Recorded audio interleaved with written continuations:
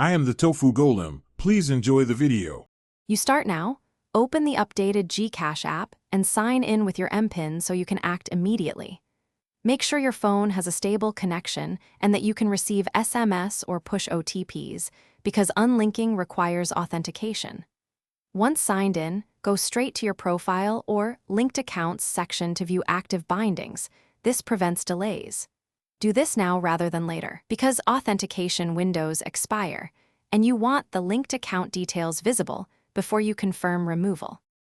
Once you locate the bound account, choose Remove or Unlink and read the prompt. This explains whether pending transactions will cancel or need resolution. Then authenticate with your MPIN, OTP, or fingerprint, because Gcash requires strong verification to prevent fraud. After you confirm, watch for the in-app confirmation and a reference number. Take a screenshot for records. Make sure to check any linked banks pending transfers. Unlinking won't reverse an in-flight transfer, so pause if necessary.